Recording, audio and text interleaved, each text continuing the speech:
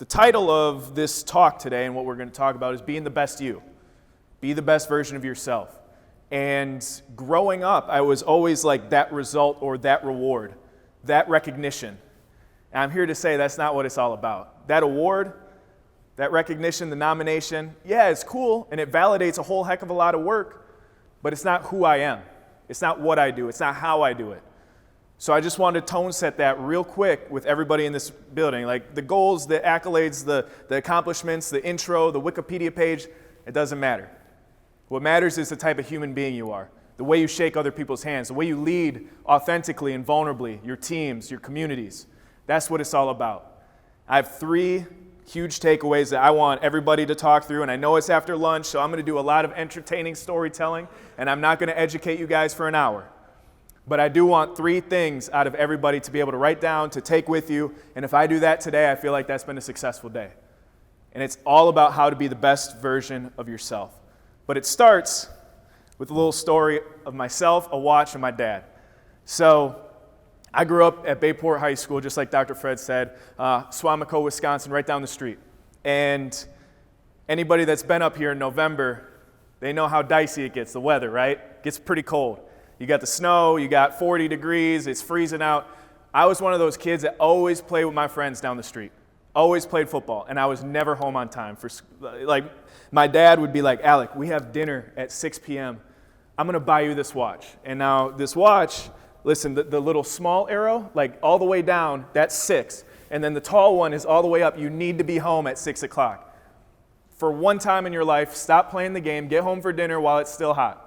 I'm like, okay, Dad, I got it. I'll figure it out. I got this watch, but I'm going to go play some football.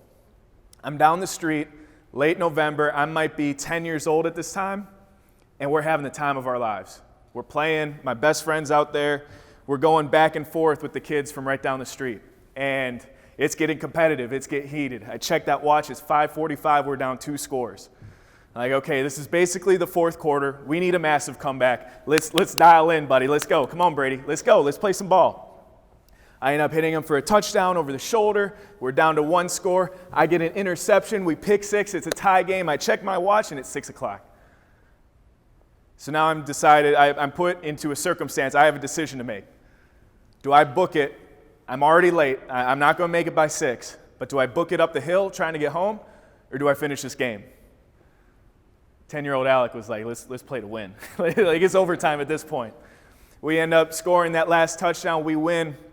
And I take off up the hill. It's 6:15. I'm running as fast as I can in November in Wisconsin, in Green Bay, and my lungs are burning. My legs are jello. I'm trying to sprint up this hill as fast as I can, make it home so that problem that's waiting for me inside that door at dinner time isn't going to be that bad.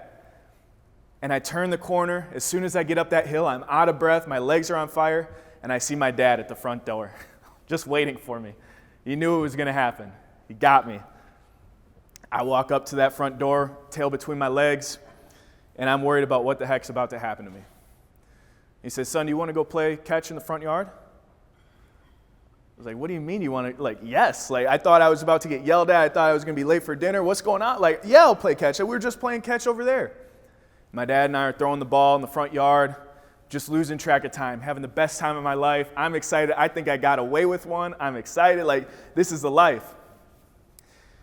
And then there was a moment where we're playing catch, and I could kind of feel this energy, like something was happening, something was up. And I couldn't really figure out, I couldn't put my finger on it. I said, Dad, what's going on? I think it's like over behind me a little bit. Like, I don't know exactly what's going on. He said, come here, son. He puts me on the top of his shoulders. You know, if I get really quiet, and he reached up as high as he possibly could, we'd look over the tree line, and there were stadium lights. He said, son, that's the high school football team. They're playing a playoff game right down the street, 2 miles away. He said, those sounds that you're hearing, that energy you're feeling, it turned into shoulder pads cracking. It turned into fans cheering. It turned into passes, catches, touchdowns. And as a 10-year-old kid, I felt that energy from a couple miles away.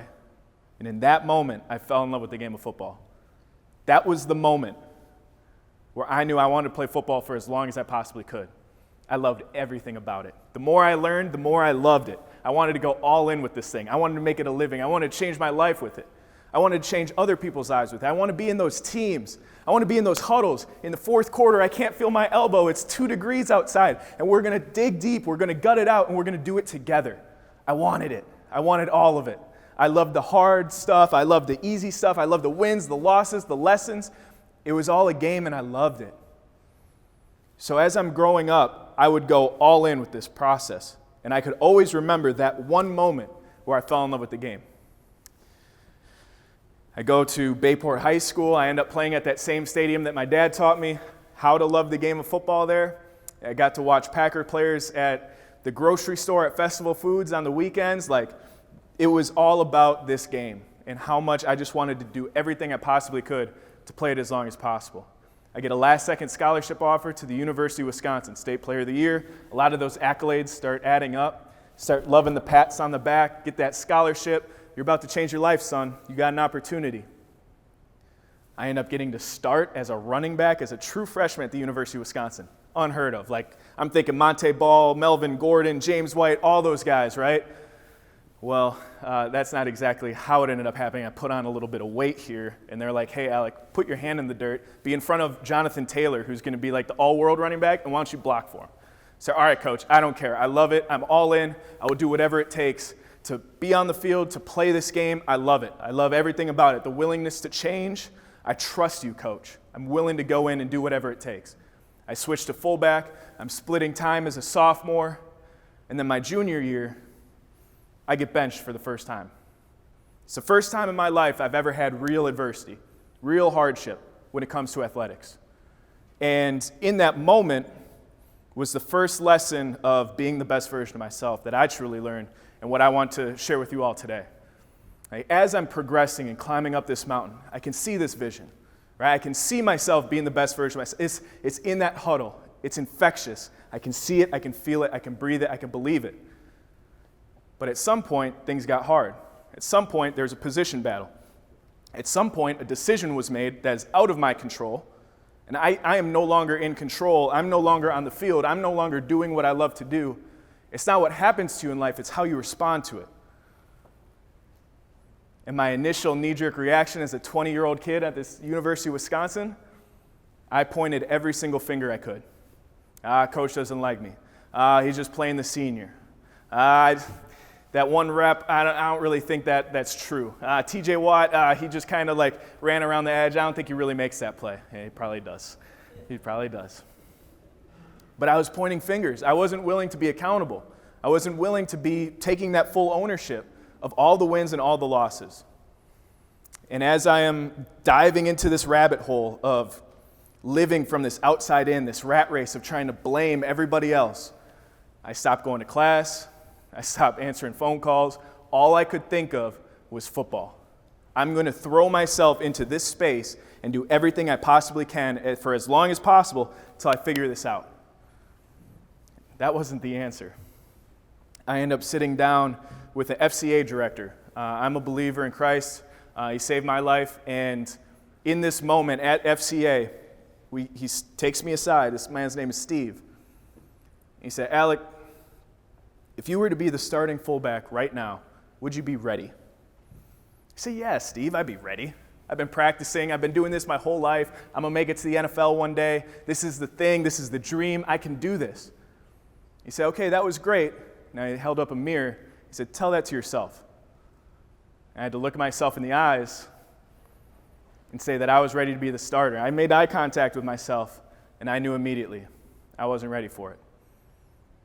I wasn't ready for that accountability. I wasn't ready for the responsibility. I wasn't doing and preparing the way that I needed to be the best version of myself. So when Steve held that mirror up and had me look at myself, that was the first moment where I was like, man, I need to start living from the inside out, not the outside in. I need to start adding these values to life. I need to start making good decisions. I need to start going to class. I need to start remembering that little kid at 10 years old who fell in love with the game of football again. I needed to internalize that journey rather than pointing fingers and making excuses. So I took that mirror and I took that life lesson from Steve.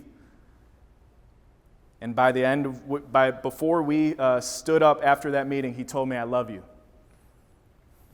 This is a guy I've met twice, 3 times, telling a guy that is a football player that probably, I'm thinking that he wants something from me. I'm kind of standoffish. He says, I love you. I don't care how many stats you put up. I don't care what the game situation is. I know your heart. I know where you're at. I love you. I care for you. I'll always be here for you. That's big. That's powerful. That's a leader. The vulnerableness of being able to be authentic, to trust somebody, to give without that intent to receive. And I didn't really understand why it hit me so deeply. Like, why does this mirror, and why is this man saying that he loves me, even though he's a stranger, he doesn't look like me, he doesn't talk like me? Why does it matter so much? So I started digging inside, figuring out how I can go inside out and solve these problems. And I realized that I was afraid of failure. I was afraid of falling short. Why? Because I'm adopted. There's a guy out there that looks like me, that talks like me, that I've never met before, that walked out on me and told me I was too big of a liability. I was too big of a problem. I wasn't worth it. I wasn't worth the struggle. I wasn't worth that chase. Man, that ate me up. Made me realize I am afraid of mirrors. I don't like looking at myself. I don't know visually what I'm supposed to look like when I'm 45 years old. I haven't seen it. I am afraid of falling short and failing. I'm not willing to do everything it takes and prepare as much as you can possibly prepare to be successful. Because if I truly try my hardest and I still fall short, I don't have anybody to blame but myself. Made me feel isolated, made me feel alone, made me feel scared. So Steve's conversation with me as a junior in college, first time I get benched, first moment of adversity, true adversity, and I get with this lesson of living from the inside out. That's what I want you guys to remember and write down if you have it. Living from the inside out, living in purpose, remembering that moment of love, of purpose, of pure joy, of ecstaticness, like just being in flow state, not having to pretend, no mask is on, you're just living your life. You're doing what you love to do, and you're doing it with the people that you love and care about. That's living from the inside out. That's sustained motivation. That's the willingness to wake up and get your feet on the ground and excited to go to work the next day. Because you have real, authentic relationships, you have accountability, and you're going on a path and a purpose, a vision that you can see, and you can't wait to get there. But you love every step of it along the way, the good and the bad, the hard and the easy. It's all a part of it. Living from the inside out. That's living in purpose. It's separate than outside in, trying to get the Walter Payton Man of the Year nominees, trying to get the touchdowns, trying to get the stats, trying to get whatever notoriety or respect or recognition that could possibly be there for you. Because as soon as you grab it, whether you get it or not, you might feel great, you might feel these emotions, but you got to wake up the next day and you got to show up to work. And if you're acting based on emotions of feeling good because you accomplished something, there's always going to be something else you got to go accomplish. And that rat race, living from the outside in, that's not on purpose. That's not inside out. And that's the first lesson I learned as a junior in college. But now I have to go apply it. Now I have to do the work. I'm benched. I'm a backup fullback at the University of Wisconsin that basically hasn't played in 2 years. And I got to figure out how to get back to this NFL thing. So, okay, I'm going to dive into it, Steve. I'm going to be okay with this mirror. Matter of fact, this mirror that I see every single morning, it's my senior year now, and I have to go chase this thing. I'm looking up these draft stocks, and I'm nowhere to be found. I have to make a change. I have to embrace that. I have to intentionally decide to do something different at the University of Wisconsin to make this NFL happen. I'm going to put my goals, my daily decisions, what I'm going to do every single day, what I'm committed to, what I can control, and I'm going to put it in my bathroom mirror. I'm going to tape it up there, so when I'm brushing my teeth and I'm looking myself in the eyes, I'm going to see those goals and that commitment. And I'm going to be the best me. No longer am I trying to chase those recognition, that outside in. I'm going to be the best version of myself. I'm truly going to commit to this process, no matter how long it takes, to become an NFL football player, and I'm willing to do whatever it takes in order, day by day by day. I'm willing to stack it up. I'm willing to fall short. I'm willing to look a little silly along the way, knowing that I gave myself the best possible chance to get that goal at the top of the piece of paper, which was the NFL. We all have goals in life. Everybody has something that you want to accomplish. Living from the inside out, being willing to look at yourself in the mirror and say, you know what, I'm willing to chase this thing, the good, the bad, the ugly, in order to get that, and I'm going to bring people along with me. Whew, that's powerful. That's being the best version of yourself. That's living in that flow state. That's living from the inside out. So every single day, summer, it's about 5:30 in the morning, Madison, Wisconsin, beautiful lakes, beautiful college, beautiful scenery. And you all know the yellow flashing lights at the intersections before anybody gets up, real nice and early. Maybe it's really late if you're coming home from the bars, you can see them on the street. I was on my moped every morning on the way to work, on the way to practice, seeing those yellow flashing lights. And for whatever reason, that just gave me an insane amount of pride. Knowing that I was going to be there, and I was going to be as consistent as those yellow flashing lights were going to be at 5:30 in the morning. I was showing up to the weight room, willing to give more than I've ever given in order to accomplish something I haven't accomplished. The first day, strength coach looks at me funny. "You good, Alec? You need anything?" "Coach, I'm just here a little early. I'm just trying to give my best today." I say, "All right, it's a little new, but okay." You get those conversations, you get the laughs, you get the jokes, you're putting yourself out there. You're changing. That makes other people uncomfortable. "What's Alec doing?" "Oh, now he's a senior, he's going to try hard?" "Oh, that'll be cute. That'll work for what? Week, 2 weeks, 3 weeks, maybe?" Try 3 months. Try 3 months, showing up every single day and giving your authentic best effort. No excuses, living from the inside out, being the best version of yourself. Not for your teammates, not for your coaches, not for any recognition, but to just see how great you can be. I was willing to bite that bullet. I went through that entire summer, that entire training camp. Yeah, the laughs were funny the first day, the first week. They weren't showing up on the first month. They weren't there on the second month. Those laughs turned into questions. "Hey, Alec, what time do you get in? What are you doing to stretch? How are you getting so much faster?" The consistency, the relentlessness, the approach, the grind, all those hard things that we all have to go through in life.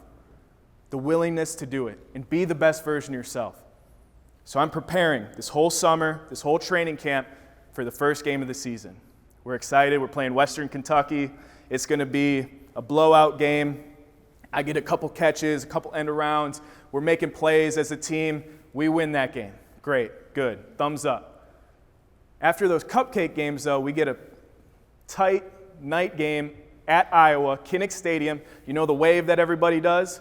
We did the wave down 7 in a trophy game, Big Ten West. Primetime Fox is on, the lights are on, and we're on the ropes. We're ranked top 10 in the country at this point. We've already been on the ropes a couple times. How do you respond? You can't control the circumstances of life, but you can control your response to it. So we get in this huddle. My name gets called. I hit a nice little end around catch over the shoulder, set up Jonathan Taylor touchdown. It's a tie game. We're going into the fourth quarter. There's about 4 minutes left. We have the ball on the 30-yard line. And if we just get a little bit closer to field goal range, if we just get one more first down, it's going to be a game winner. Coach dials my number up again. "Hey, we need number 45. They're never going to be thinking this. We're going to do a little end around, a little reverse. Everyone's bought in. Everyone knows that preparation. It's accountable. The team is together. We're in this flow state in this moment. Kinnick Stadium, game is on the line, trophy's on the line, Big Ten West. We hit that end around. I get around that corner, 30 yards to the house. I got to wave all those Iowa fans home. We'll take the pig with us. Now, those are those moments, right, of the recognition, the accolades. It makes you feel good, right, those results. But what happens the next day? What happens after you make that touchdown? What happens after you make that sale? What happens after you bring that trophy home with you? Got to work the next day. When I went to work the next day, there's a Steelers scout in the meeting room. How does he take notes? Is he going to class? Is he a leader? Is he doing things the right way? All of a sudden, he follows us out to practice. How does he practice? What are his habits like? Now, if I wasn't preparing, if I wasn't being the best version of myself in those moments, as soon as somebody starts analyzing, evaluating every step you do, I'd be uncomfortable. But I was cool with it. It's all good. Watch. I'm being the best version of myself. I'm in this flow state. I'm accountable teammate. All this vision, this goal of the NFL, it doesn't add any pressure to me. That's external. Your opinion, your expectations, that's external. I'm living internal. I'm living from the inside out. I've looked myself in the mirror. I've made eye contact. I've committed to this. I'm willing to move forward. Live from the inside out, not the outside in. I'm going to be the best version of myself. So as these scouts are writing these notes and the people are interviewing, you coming in and out of meetings, the entire time internally, it was be the best you, be the best you. So touchdowns would happen, wins would happen, losses would happen, adversity of a season, nicks and bruises, ankle injuries, it didn't matter. Those were all external circumstances. It was always about be the best you, be the best you, be the best you. We get to a moment where it's a trophy game, and this is going to be my second piece of what I want you guys to remember. We had a leader on our team named Chris Orr, and he gave the best pregame speeches, the best ones. And there's one that I want to share with you all today. We're about halfway through this meeting. I feel like we could all use some juice. It's like we're in the locker room, about to play Minnesota for the Axe. We've had it 22 straight years. We're at home. Chris Orr locks the locker room door. No cameras. And he says, fellas, there's going to be a fight tonight at Camp Randall Stadium, at our home. There's going to be a fight. Someone comes into your home, and they start a fight with you. There's a few different ways you can respond to that situation. Yeah, if they start fighting physically, right? Hands are thrown. You can maybe throw a couple back, protect yourself. But at the end of the day, somebody's going to break it up. Everyone's going to go their own ways. Maybe it escalates, whatever. He's like, that's not what we're going to do tonight. Tonight, if somebody comes into our house to start a fight with us, we're locking the front door. And they can't leave until we tell them they can leave. You're going to approach this adversity, this mission, this game, this fight that's going to happen. And as a football player, it's physical, but in the world, it can be any sort of altercation, confrontation that happens in your life. Locking the door, committing to yourself. So we're going to be humble savages. What does that mean? Humble, like a servant leader, right? We're going to serve the people around us. I'm going to play fullback for the best possible ability so that Jonathan Taylor can trust me. I'm going to do everything I can to communicate to that offensive line so that they can do their job and they can count on me to do my job. That servant. You're doing things for the people around you. You're uplifting people, but you're also a little bit of a savage. You're also willing to communicate the way you need to, directly. You're able to lead. You're able to be that guy. You're able to execute because of the preparation, because of the work, because of the stairs, because of all of those dark days that you've had to go through. Chris Orr said, let's be a bunch of humble savages tonight. I'm going to translate that from a football term and say, let's be a bunch of servant leaders. Number 2, be a servant leader. Serve those people around you. Give without the intent to receive. Communicate with the people honestly, authentically. When you're learning, man, be humble. Approach it like we can't wait to learn and grow and be better for the people around us. But at that same time, that leadership, that word right there, you got to execute. You got to be that man in the arena. You got to be that woman in the arena. You got to be willing to put yourself out there.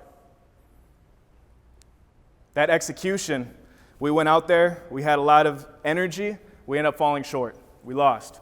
Lost the Axe for the first time in 22 years, I want to say. My senior class was the one to lose it. Andrew Van Ginkel and I still talk about it to this day in the NFL, one of the biggest regrets we have. But we put ourselves out there. We gave ourselves the best possible chance to succeed, and that wasn't our time. Which brings me to my third point. You have to be willing to fail. Failure is a minute little, it's a scary word that everyone says, right? Like failure is eternal, it's forever. No, it's not. I could fail up here today on this speech, and you know what? Tomorrow I could shake a hand and try and get better and learn a lesson from it and improve and grow and use it towards that fullest potential. Be the best version of yourself.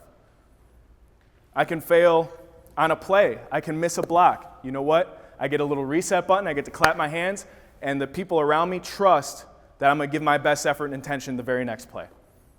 Failure isn't forever, but a lot of people are afraid to fail.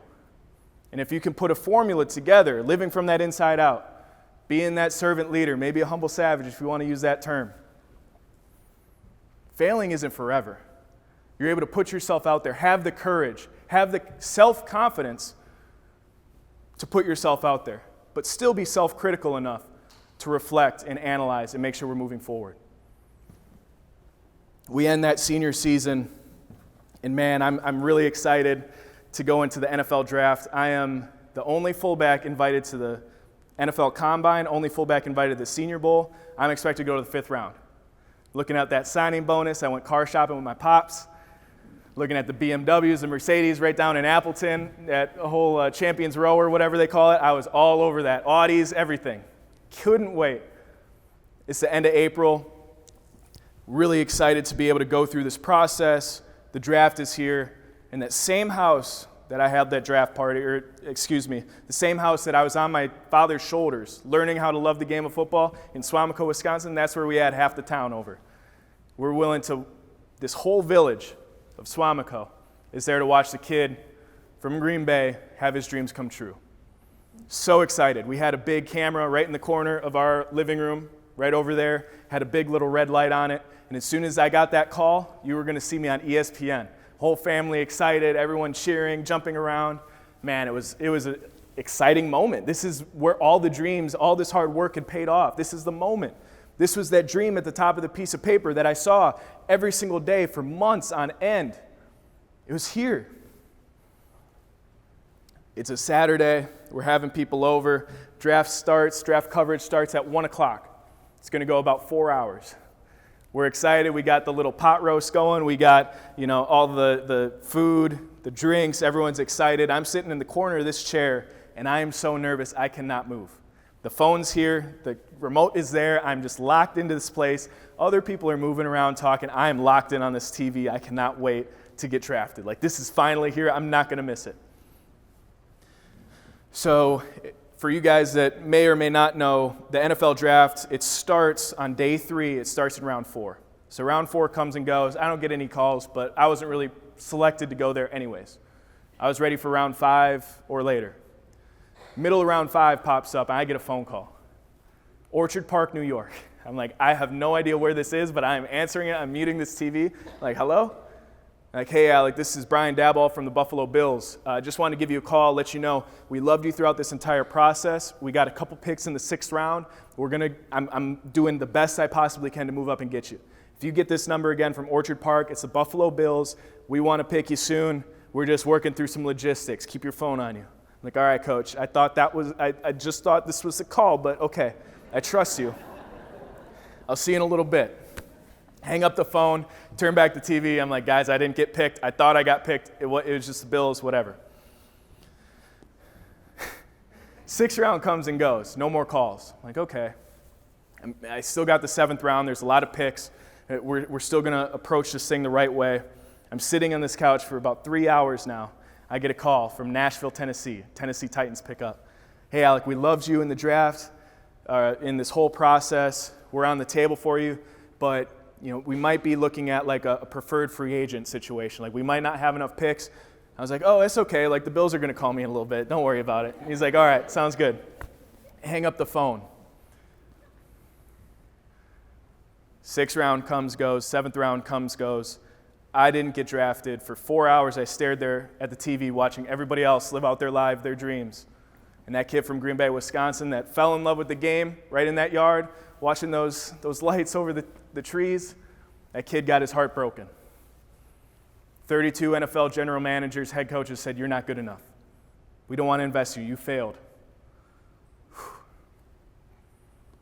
Thankfully, I get a call from John Gruden, who was with the Oakland Raiders at the time. Rich Bisaccia, who's now the special teams coordinator here at Green Bay, was also on the phone, and they offered me a shot to try out. We're going to give you a shot. I said, that's all I need, coach. That's all good. Appreciate you. As the last pick of the draft was being read, I was able to announce to a room just like this. I know I didn't get drafted, but I got an opportunity to be in the NFL. I'm going to be an Oakland Raider. Everyone cheers. Everyone is excited. Everyone's clapping their hands. It was a really cool moment, like picturesque. I can still see it to this day. My heart's broken. My wife's heart's broken. And a few other people and a few other family members that really knew what that meant. It meant you're an undrafted fullback in the NFL. You're going to get 3 cups of coffee in the NFL, and then they're going to cut you, and you're going to be right back here. You better figure out your plan B. You can't control what happens to you in life, but you can control your response to it, right? So I know these lessons. Live from the inside out. I'm going to be a humble savage. And that third thing, was this last commitment that I made right before heading out. I'm not afraid to fail. I wasn't. I just took a shot to the chin from 32 head coaches and general managers saying basically, you're not good enough. And you know how I internalize that? It's like my birth father telling me, you're not good enough, son. That's how it hit. That's how it hurt. But the willingness to not fail, to dust yourself off and say, you know what? I'm going to put myself out there. There's this glimmer of an opportunity, this chance. I'm going to be self-confident enough to be courageous, to run through that thing, run to that opportunity, and do everything I possibly can to make it worth it. And if I fall short, it's all good. I know I gave it my best effort.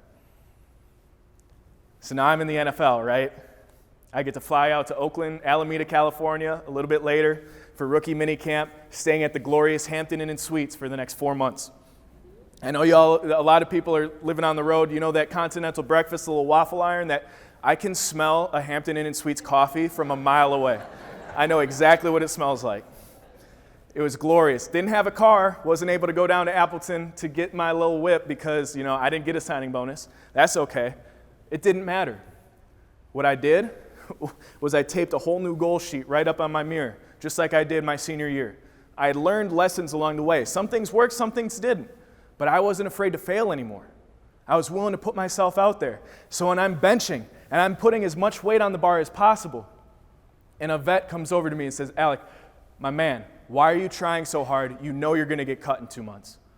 And I don't have a good answer for him because that's the exact reality that happens to 99% of those guys. Say, yeah, I laugh it off. But in the back of my head, I know that intentionality, that effort, it's going to pay off one day. The opportunities aren't here now, but I know and I trust and I believe when that opportunity comes, I'll be ready for it. During practices in the offseason, we have 2 fields. Field 1, all the starters, head coach, coordinators, all the 53-man. Field 2, all the backups, the Alec Ingolds of the world, the assistant coaches, all on Field 2, doing the same plays as Field 1, but no one really cares about Field 2. We're just kind of out there. We're just kind of bodies. We're just ready to service the starters during training camp. That's really what it is. But every once in a while, there'd be a wide receiver who would make an insane one-handed catch on Field 2, and it would catch a coach's eye. And he'd be like, ooh, that was sick. Marcel, come on over here. Let's get you on Field 1. And as soon as Marcel would get on Field 1, he'd run the wrong way to block the safety when he was supposed to block the cornerback, and then he'd be back over with me on Field 2. That was the reality of the situation. We're all being evaluated every single day. Made a lot of people uncomfortable. But I was starting to scheme it up now. These scripts that we were getting, I realized we're running the same exact plays on Field 1 as Field 2. So if I understand what the running back's doing, and I understand my job, and we communicate, and I'm working through this, and I'm leading in this small little way, I'm preparing for my opportunity.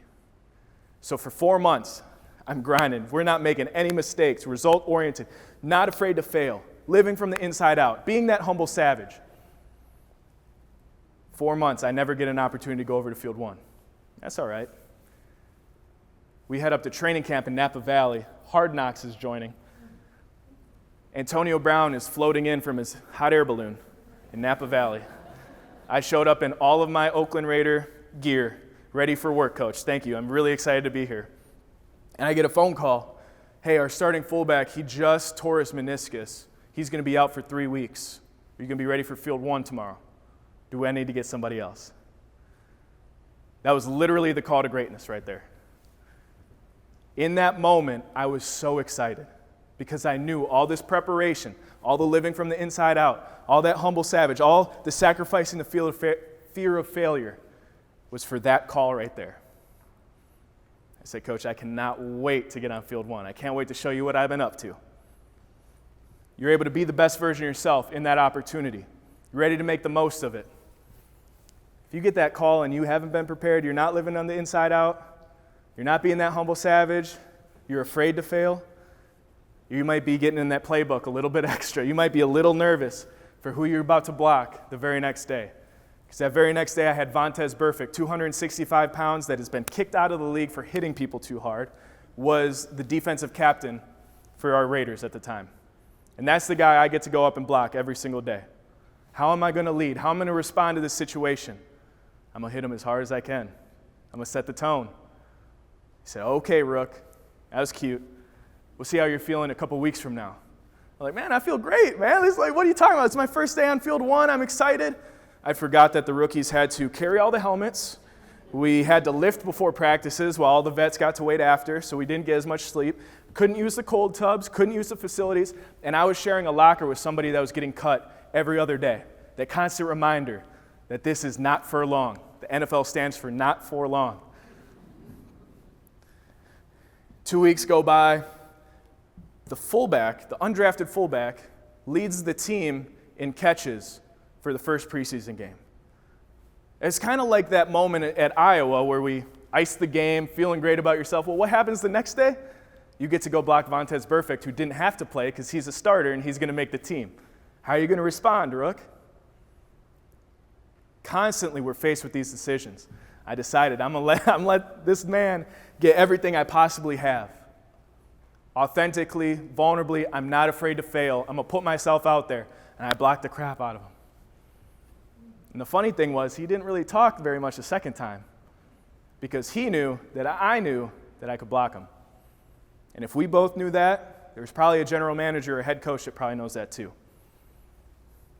Week 3 of the preseason comes up. We have a preseason game in Canada against the Packers. The wildest situation ever. It was an 80-yard field because they have like the field goal posts like in the middle of the field. It was a mess. Dr. McKenzie was like all over that. He's like, no, we are not playing on this field. It's not safe to play. Other people were like, okay, we're just going to shorten the field, whatever. This whole circumstance is going on in the background before we travel up to Winnipeg. And I call my running back coach, like, hey, I need to sit down with you. So Kirby and I sit down. I say, you know what? My parents want to see their son play in the NFL one time. This is going to be the closest game to them. I know it's in Canada, but they got their passports ready. We're up in Wisconsin. Like, will I play? I need to figure out, like, my whole situation. They got their tickets ready. And he said, Alec, I'm going to tell you this. Tell your parents to cancel their flight up to Canada and rebook it for week 1, Monday Night Football against the Denver Broncos because you're our starting fullback. You did it.